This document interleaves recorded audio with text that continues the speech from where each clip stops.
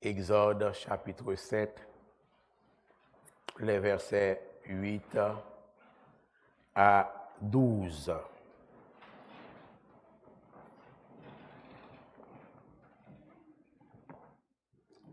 Exode chapitre 7, les versets 8 à 12, à la gloire de notre Dieu, mes frères et mes sœurs. Lisons ensemble. L'Éternel dit à Moïse et à Aaron, si Pharaon vous parle et vous dit, faites un miracle, tu diras à Aaron, prends ta verge et jette-la devant Pharaon, elle deviendra un serpent. Moïse et Aaron allèrent auprès de Pharaon, et ils firent ce que l'Éternel avait ordonné. Aaron jeta sa verge devant Pharaon et devant ses serviteurs, et elle devint un serpent. Mais Pharaon appela des sages et des enchanteurs, et les magiciens d'Égypte, eux aussi, en firent autant par leurs enchantements. Ils jetèrent tous leurs verges, et elles devinrent des serpents. Et la verge d'Aaron engloutit leurs verges. Dès le Seigneur bénir sa parole pour la plus parfaite édification commune de nos âmes, frères et sœurs. Veuillez vous rasseoir.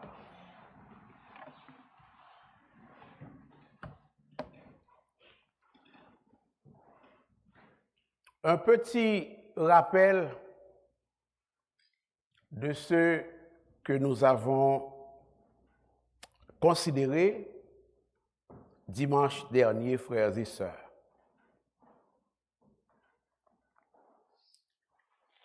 Dans le cadre de cette thématique disant la souveraineté de Dieu sur sa création, j'espère que vous n'avez pas oublié la souveraineté de Dieu sur sa création, nous avions regardé que tous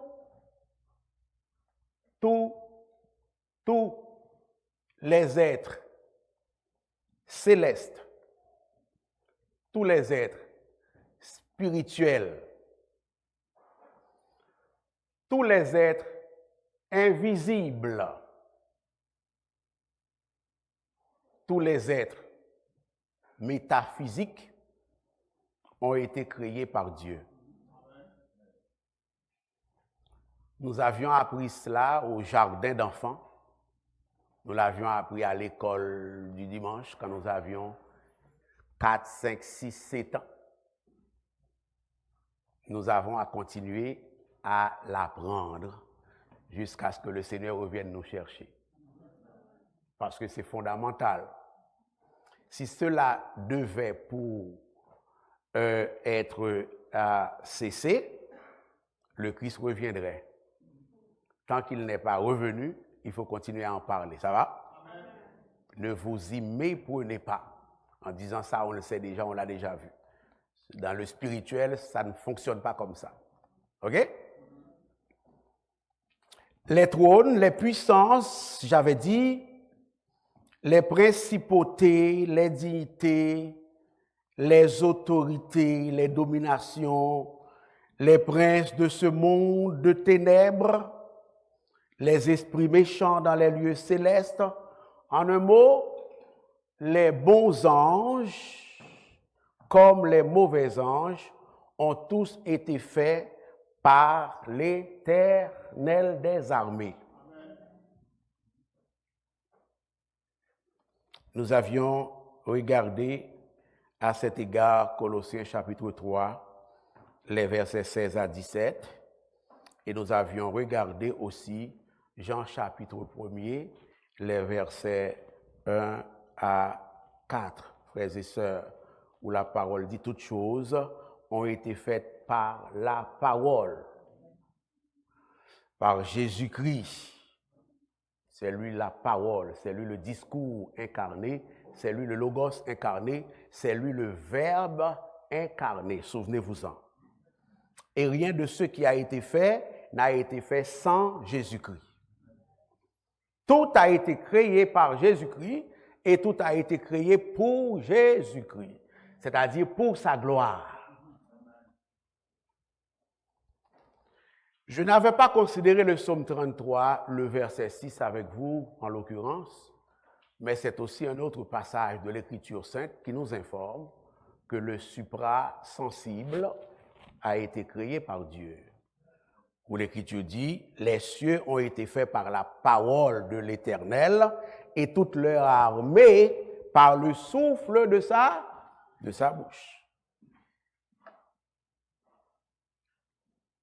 J'avais dit que tous les mauvais anges qui existent ont été créés saints.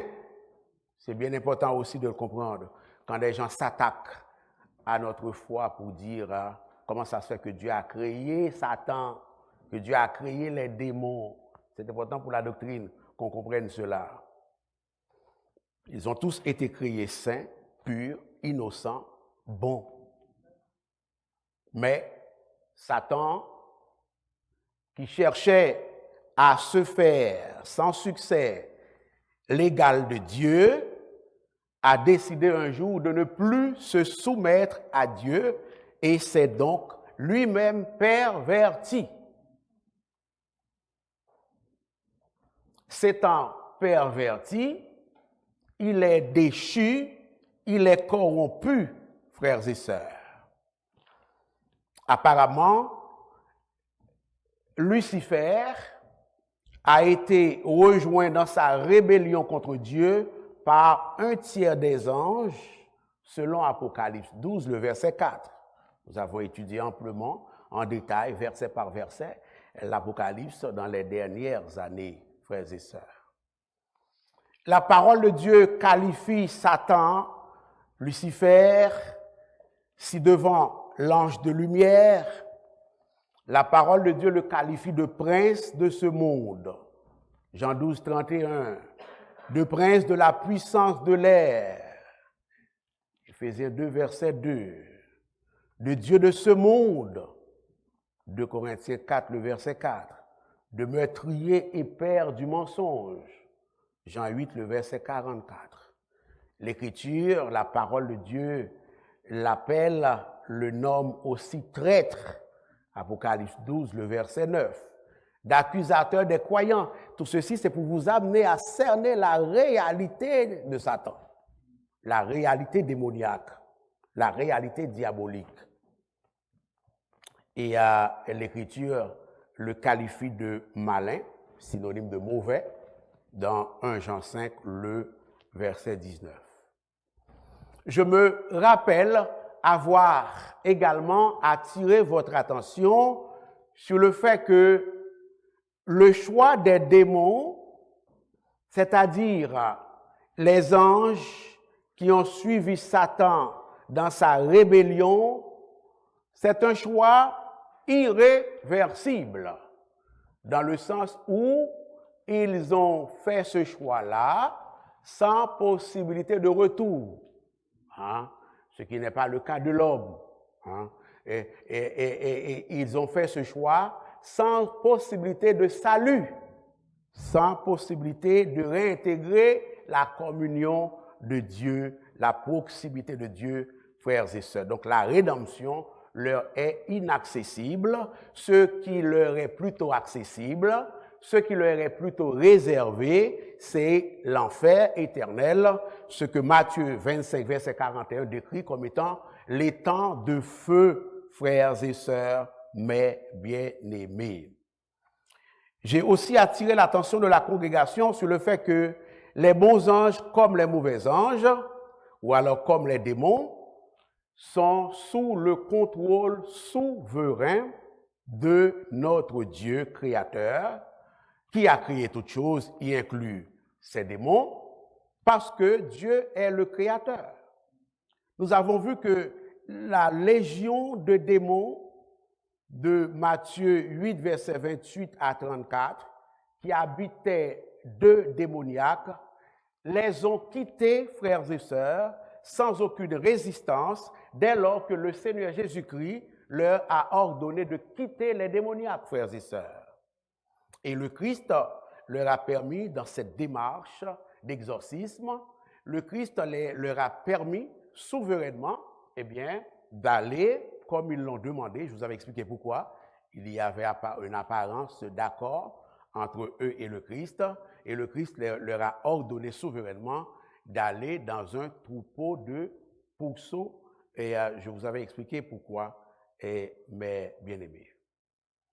Et en disant cela, je disais, et c'était ça aussi le but, je vous faisais remarquer que cet exorcisme du Christ, eh bien, c'est la preuve, et s'il en était besoin, s'il en était nécessaire, que le Père, le Fils et le Saint-Esprit exercent une autorité souveraine sur le royaume des ténèbres. Le royaume invisible du mal, eh bien, n'est pas au-dessus du royaume invisible du bien. C'est ce que le Christ a voulu illustrer à travers, eh bien, cette libération, cette délivrance qu'il a donnée, qu'il a accordée aux deux démons. Et rappelons-nous cela ce matin. Si je devais arrêter de prêcher et terminer de prêcher maintenant, le Seigneur m'appelle à vous redire qu'aucun mouvement, aucune activité, aucun déplacement, aucune action des démons n'est possible sans la permission de Dieu.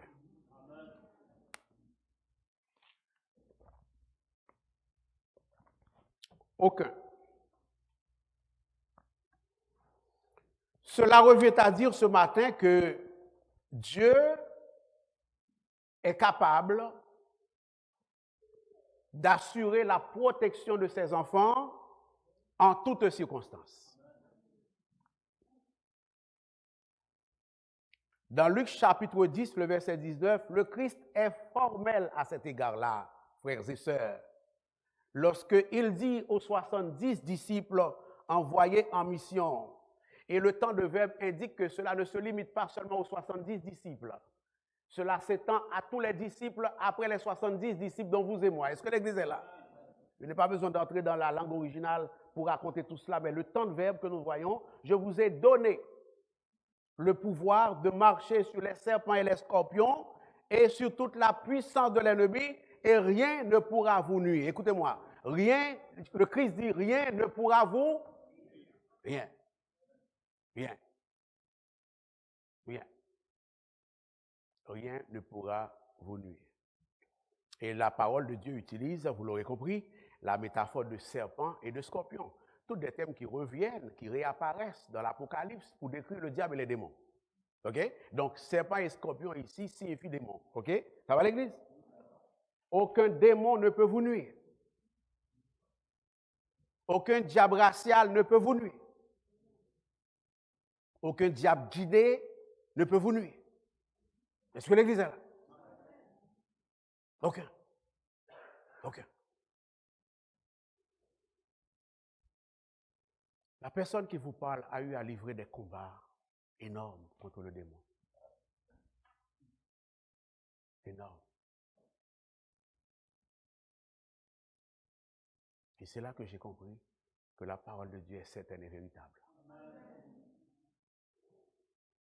Je n'ai pas là. Je parle à des personnes ici déjà. Peut-être pas à vous. Je vais raconter plein d'histoires des personnes parmi vous qui sont là en ce moment. Ils m'ont raconté leur histoire aussi. Ça ne se peut pas que nous qui sommes porteurs de Dieu, du Christ, nous qui sommes l'adresse, la résidence de Dieu, nous puissions être victimes des nuisances de l'ennemi. Il peut faire des coups. Il a blessé le Christ au talon. Il peut faire quelques coups, mais il ne peut pas te vaincre dans le nom de Jésus. Ce n'est pas par notre puissance ni par notre sagesse ce matin que nous triompherons du royaume des ténèbres. Non. C'est ce que je vous avais dit. Le psaume 33 nous le dit très clairement, ce n'est pas une grande armée qui sauve le roi. Ce n'est pas une grande force qui délivre le héros. Le cheval est impuissant pour assurer le salut. et toute leur vigueur, et toute sa vigueur ne donne pas la délivrance. Et le psalmiste de dire au verset 18, voici annonce une information, une nouvelle importante. Voici, l'œil de l'Éternel est sur ceux qui le craignent, sur ceux qui espèrent en sa bonté, afin d'arracher leur âme à la mort. L'adversaire peut tout faire pour éteindre ta joie, il ne pourra pas le faire. Dieu arrachera ta joie. Nous triompherons à coup sûr du royaume des ténèbres, parce que Jésus est plus que vainqueur des forces de l'enfer, frères et sœurs. Vous n'avez pas à craindre les démons dont nous avons amplement, ou plus ou moins, décrit les pouvoirs, les latitudes qu'ils peuvent avoir quand Dieu le leur permet. Nous n'avons pas à craindre Satan, car la Bible dit que le Dieu de paix écrasera bientôt l'ennemi sous vos pieds. Et c'est Paul de dire, le Seigneur est fidèle, il vous affermira, vous préservera du malin. Et l'apôtre Jean nous dit, celui qui est en vous est plus grand que celui qui est dans le monde. Nous avons toutes ces assurances de la part de l'Éternel pour vivre une vie chrétienne de joie, une vie chrétienne de victoire.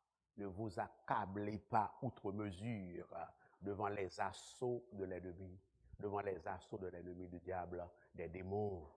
Ne vous apitoyez pas sur votre sort. Soyez fort, soyez ferme. Levez la tête parce que vous avez l'assurance de la victoire. Amen. Levez la tête. Et il y a ces deux démoniaques ont vu la gloire de Dieu, la souveraineté du Fils de Dieu sur les démons. Et Moïse et son frère Aaron vont faire la même expérience. En fait, ont fait la même expérience avant eux dans l'Ancien Testament. Nous venons de le lire. L'Éternel dit à Aaron, à Moïse, si Pharaon vous parle. Et c'est ce qui fait que Dieu est souverain. Oui? On ne peut pas traiter d'un attribut divin indépendamment des autres attributs. Dieu est souverain parce qu'il est omniscient. Ça va l'Église? Dieu est souverain parce qu'il est omniscient. Il sait que Pharaon va leur parler, va leur demander de faire quelque chose. Quand Dieu dit si Pharaon vous parle, il sait que Pharaon leur parlera. Le texte ne dit pas que Pharaon leur a parlé, mais s'ils ont fait ce que Dieu dit de faire, si Pharaon leur parle, ça veut dire que Pharaon leur a parlé. Le Saint-Esprit de Dieu, avec Moïse, n'ont pas jugé nécessaire de rapporter que Pharaon leur a parlé. Mais s'ils ont fait ce que Dieu dit, quand Pharaon leur parle, c'est que Pharaon leur a parlé. Ça va l'Église? Ce qui fait que Dieu est souverain, c'est qu'il est omniscient, il connaît tout. Ça va l'Église? Faites, et vous dit, faites un miracle. Tu diras à Aaron, prends ta verge et jette-la devant Pharaon.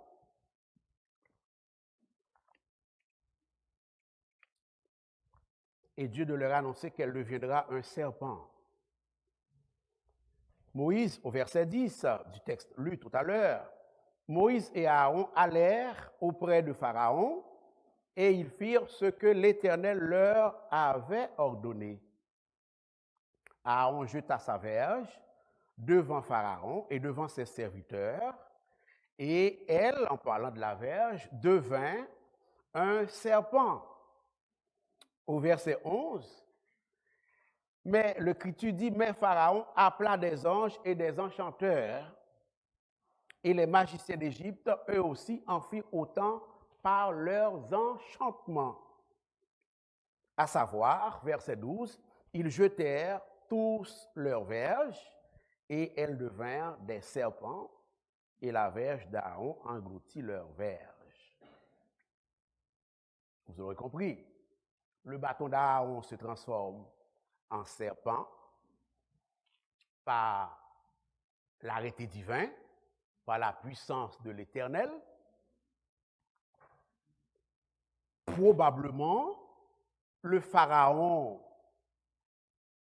fut impressionné, ne serait-ce que pour un temps, peut-être pas pour longtemps, mais à la longue, au final, Pharaon n'était pas impressionné, dans la mesure où les magiciens d'Égypte ont été capables de faire le même prodige. Vous l'aurez remarqué, ça va? Sauf que le Pharaon a tout de même été mis KO. Il est allé au tapis pareil, ça va l'église? Il a été mis en échec pareil.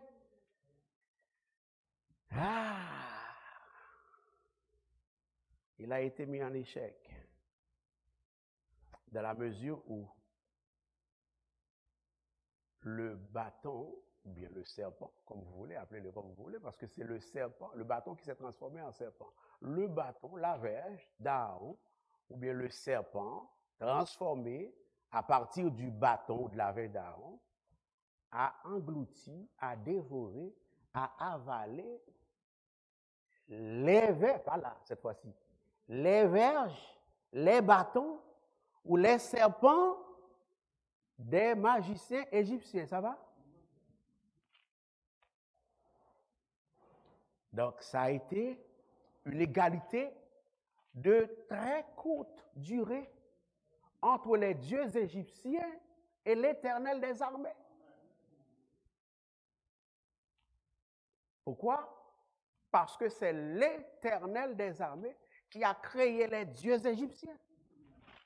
Il a été capable de les tenir souverainement en échec.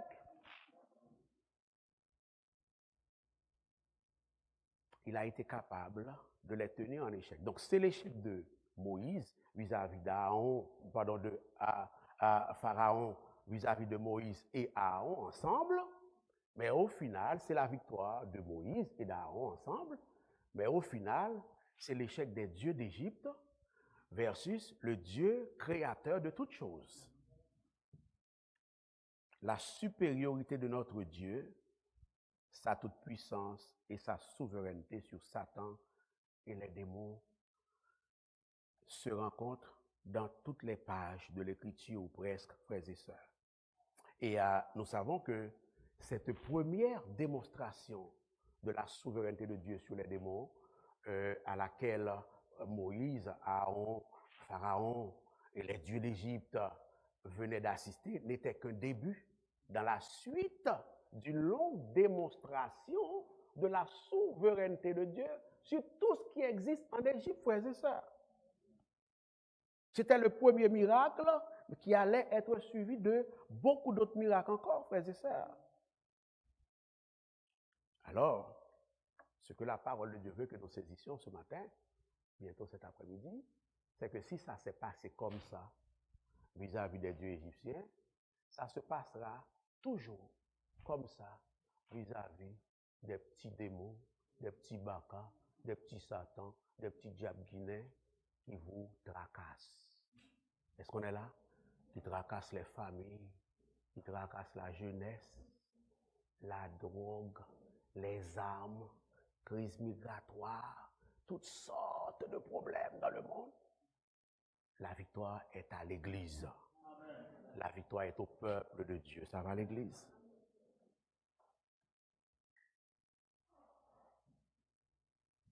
L'apôtre Paul a fait une expérience semblable à celle des démoniaques dans Matthieu 8, verset 28, 24 à 28, semblable à celle que Moïse et Aaron ont faite d'entrée de jeu par rapport à leur ministère en Égypte. Saint Paul va faire une autre expérience où le Saint-Esprit de Dieu va utiliser Saint Paul, sa personne, son œuvre et son ministère pour nous ouvrir les yeux sur cette vérité éternelle, à savoir que notre Dieu est souverain sur les forces de l'enfer, sur les forces démoniaques. Acte 16, versets 16 à 18. Lorsque l'apôtre Paul, par la puissance du Saint-Esprit de Dieu, va réprimer sévèrement un démon dont une jeune fille était possédée, frères et sœurs. Le texte dit ceci: comme nous allions, c'est Dr Luc qui parle parce qu'il était de la partie.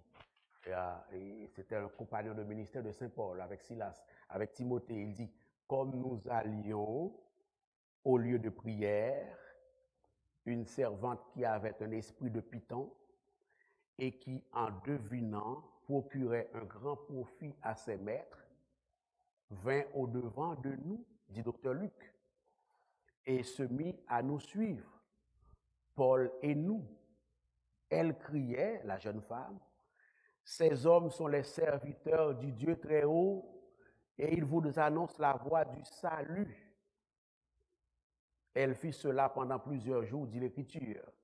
Paul, fatigué, se retourna et dit à l'esprit, « Je t'ordonne, au nom de Jésus-Christ, de sortir d'elle. » Et la parole de Dieu dit, et elle sortit à l'heure même. À l'heure même est important. Ça va l'Église?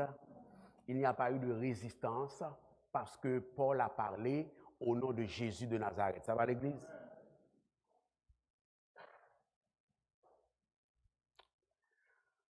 Si la femme parle, si le démon parle à travers la femme, de voix du salut, de Dieu du Très-Haut, cela ne veut pas dire que la femme est de bon augure pour autant.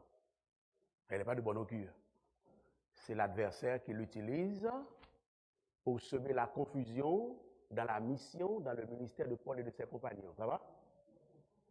Satan veut faire une intrusion dans la famille de Dieu. Il veut prendre la famille de Dieu d'assaut. Est-ce que l'Église est là? Il n'est pas de la famille. Pour avoir plus de clients, pour avoir plus de monde avec lui, il va dire que ces hommes proclament la voix du salut, ils parlent du Dieu très haut, sans pour autant croire, alors qu'il est venu par un démon, hein, sans pour autant croire au message. De toute façon, elle n'a même pas la possession d'elle-même. Elle n'est même pas consciente de sa démarche. Sinon, Saint Paul n'aurait pas été fatigué. Comprenez-vous, frères et sœurs? Donc, c'est parce que cette femme-là était une intruse dans le ministère de Paul. Et ce qu'il faut voir, c'est qu'il voulait semer la confusion, comme je l'ai dit. Et l'apôtre Paul est choqué, est indigné devant cette ruse du diable, et il ordonne au démon par lequel était mue la femme, il le savait en tant qu'homme de Dieu, eh bien, et de quitter la femme, et à chaque fois que quelqu'un parle au nom de Jésus de Nazareth, à chaque fois que Jésus lui-même parle, eh bien, le démon n'avait pas d'autre choix que d'obtempérer à l'ordre divin, frères et sœurs. Encore une fois, c'est un encouragement, c'est une assurance, c'est une illustration, eh bien, pour nous, que notre Dieu est au-dessus de toutes les forces de l'enfer. Ne vous laissez pas impressionner par les forces de l'enfer. Ne vous laissez pas impressionner par les forces démoniaques. Ce que vous servez est plus grand que ce que eux, ils servent. Ça va l'Église? Quand nous étions petits, vous et moi, nous avons appris, je termine avec ceci, Satan est puissant, mais Dieu est tout puissant. On l'a vu tout à l'heure dans l'illustration de la manifestation de la gloire de Dieu à Pharaon d'Égypte. Et on voit bien une illustration de la toute-puissance de Dieu parce que la souveraineté de Dieu est très voisine. La ligne est très mince entre l'attribut divin qui s'appelle toute-puissance, omnipotence donc, et l'attribut divin qui s'appelle souveraineté. Ça va? La ligne est très mince. C'est très difficile à départager. Donc, on l'a vu que c'est aussi une illustration du fait que Satan est puissant. Quand ils ont été capables de copier, ne serait-ce qu'en imitant la puissance de Dieu, Dieu les a laissés, Dieu a laissé les démons avec la force, avec l'intelligence qu'il leur a donnée à la création. Et alors ils utilisent cela pour effrayer le monde, pour horrifier le monde, pour tromper le monde, pour tromper l'Église. Mais frères et sœurs, la parole a montré que oui, elle peut faire certaines choses, mais elle ne peut pas faire toutes choses. Oui, il peut faire certaines choses, l'adversaire, mais il ne peut pas tout faire, frères et sœurs. Notre Dieu est souverain sur les forces occultes. Il est souverain sur les forces démoniaques. Je vais reprendre ce que j'avais dit dimanche dernier. Tu ne peux pas gérer le royaume des ténèbres. C'est avec ça que je vais vous laisser. Je n'ai pas parlé, juste pour vous dire de garder la foi, de compter sur Dieu seulement. Je veux vous dire aussi que tu ne peux pas gérer les forces des ténèbres. Ils ont plus de force que vous. Ils ont plus de force que vous. La parole de Dieu l'atteste. Les démons sont forts, ils sont puissants, ils sont intelligents et par-dessus tout, ils sont rusés. Tu ne peux pas mener cette bataille toi-même. Tu ne peux pas mener cette bataille par toi-même avec ta force. Vous avez besoin de vous réfugier en Jésus-Christ. La victoire contre le péché, tu ne peux pas la gagner. La victoire contre la drogue, tu ne peux pas la gagner. La victoire contre une vie débridée, tu ne peux pas la gagner. La victoire contre la mort, tu ne peux pas la gagner. Seul Jésus peut gagner cette victoire-là. Et c'est ce Jésus que je vous offre ce matin. C'est ce Jésus que je vous offre. La solitude, le monde qui est devenu à l'envers aujourd'hui, seul Jésus détient la clé de la solution. L'Écriture est là pour le montrer. Dieu n'avait pas créé le mal. On s'entend là-dessus. Dieu n'a pas créé le mal. Et le mal existe. OK, pas de problème. Dieu n'a pas créé les démons, les bacas. Mais il existe. On vient de le voir en détail. Dieu n'a pas créé Satan. Dieu a créé Lucifer, un ange bon, un ange innocent, un ange saint, un ange de lumière. Mais Satan s'est satanisé lui-même. Il s'est fait Satan. Il s'est fait mauvais. Qu'est-ce qu'on fait avec tout cela? Est-ce qu'on reste dans notre petit coin à subir les affres du malin, à subir ses influences, à nous entraîner partout où il veut, ou à subir ses assauts impuissants? Si nous voulons le faire, oui, mais Dieu ne nous appelle pas à cela. L'Église est l'instrument entre les mains de Dieu pour démontrer à l'adversaire qu'il est plus grand que l'adversaire. Alors, saisissons donc cette victoire qui est en Jésus. On l'a vu, lorsque dans le proto-évangile, dans Genèse 3, Dieu a dit clairement, souverainement, et quand dans le jardin d'Éden, Dieu réprimait, Dieu jugeait Satan, il ne pouvait pas s'opposer à sa sentence. Vous vous rappelez? Il dit, écoutez bien, je mettrai inimitié entre toi et la femme, entre ta postérité et sa postérité. Celle-ci t'écrasera la tête et toi, tu lui blesseras le talon. Il a acquiescé. Là aussi, on peut prêcher sur ce passage. C'est la souveraineté de Dieu qui est en évidence. On l'a vu hésiter, on l'a vu réjouir, on l'a vu résister. Non, il ne pouvait pas, parce que Dieu a parlé. Est-ce que l'Église est là? Et ce que Dieu a dit, c'est ce qui s'est passé à la croix du Calvaire, à Golgotha. Lorsque le Fils de Dieu est mort à la croix, oui, dans sa mort, oui, son talon est blessé. Mais on sait très bien, vous et moi, que c'est dans sa mort, par le truchement de sa mort, qu'il a amené la vie sur la terre. Est-ce que l'Église est là? C'est dans cette mort qu'il a amené la vie, qu'il a réintroduit la vie dans le monde. Avant sa mort, il n'y avait pas de vie dans le monde. Cette vie est à la disposition de tous et de toutes, à condition que nous croyions en Jésus, à condition que nous fassions confiance. Je n'ai pas eu le temps de vous donner le plan rédempteur. Avez-vous remarqué, le serpent a englouti les serpents? Il y a un serpent qui a englouti les serpents. Pourquoi ça là? Parce qu'il y a un seul Dieu en trois personnes et il y a une infinité de démons. Est-ce qu'on est là? Donc, à travers cette illustration, Dieu nous montre que le Christ est capable de vaincre tous les démons. Un seul serpent a englouti les serpents. Et comme Moïse éleva le serpent dans le désert, il faut de même que le Fils de l'homme soit élevé, afin que quiconque croit en lui ait la vie éternelle. Dans l'Écriture, le Christ est comparé au serpent 3 fois seulement. 3 fois seulement. Quand Dieu dit à Moïse, fais-toi un serpent d'airain.